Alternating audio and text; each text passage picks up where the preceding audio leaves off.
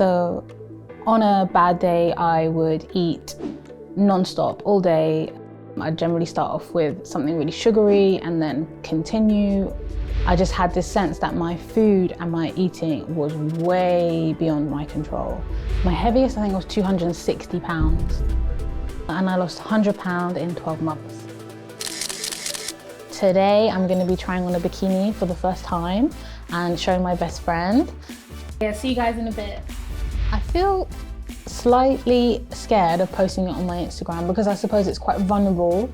Oh my God, Mart, you look amazing. I've always been overweight, I've always been bigger, and the kind of chubby, friendly, outgoing friend. So yeah, it's just always been sort of part of my identity. Growing up, food was everything to me. It was comfort, it was almost maternal for me, and it was a really deep part of my, the way that I would comfort myself and the way that I would make myself feel okay. I think people were aware of the issues that I had with food because I would try so much to fix them. So I'd go on raw vegan diets, or I'd do these really extreme things. And so people would be like, oh, she's on another diet again. So I started going to a 12-step program for food addiction and binge eating and overeating when I was 21. I just had this sense that my food and my eating was way beyond my control.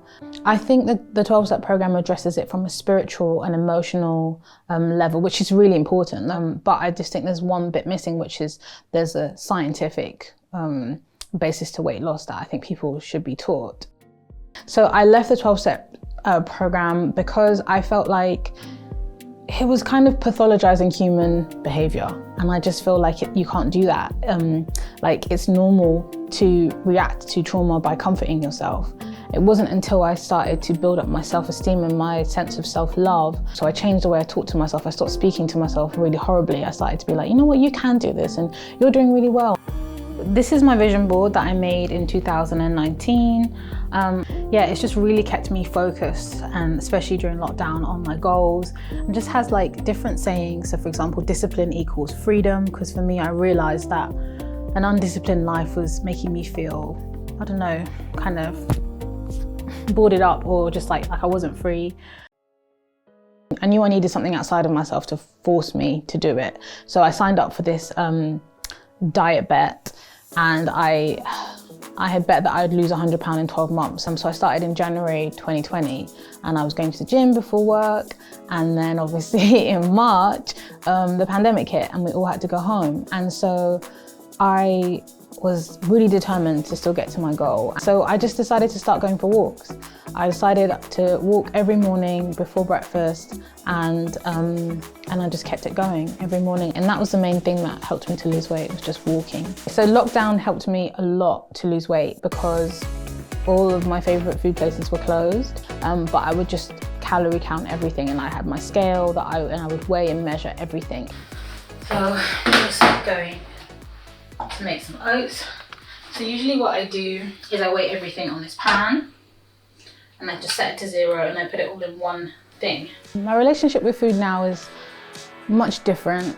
I try not to let my first initial thought about what I want to eat overrule me. So I've tried to kind of police my thoughts and be like, okay, is that the best option for me?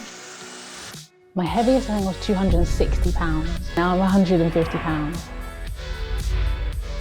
I decided that I was going to try to help people. So I'd started an Instagram account to document my journey and keep myself accountable. And so I really try to teach people that just do something small.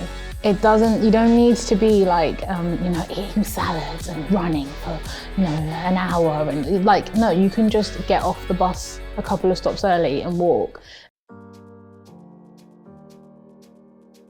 So today I'm going to be trying on a bikini for the first time and showing my best friend, who has been super supportive of me throughout this journey.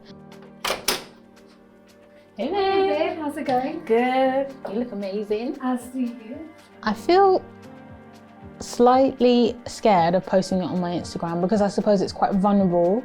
But at the same time, I think it's important to show people how far you can come. So I know you saw me in the other bikini, but this is a different bikini. So I want you to tell me what you think.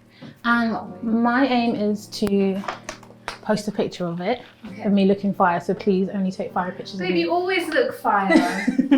Okay, so I'm gonna try it on now. Okay, cool. I will wait outside. Okay. Oh my god, Mart, you look amazing. Thank you. Oh my goodness. Like the color, the shape, everything. You look incredible. I hope you're proud of yourself. Like, I hope you can see like what the rest of us are seeing.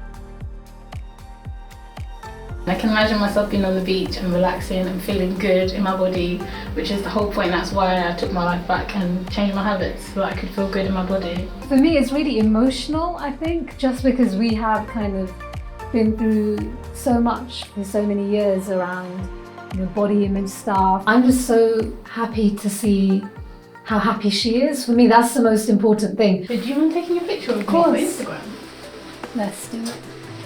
Okay. And then we'll just put... Coming in hot.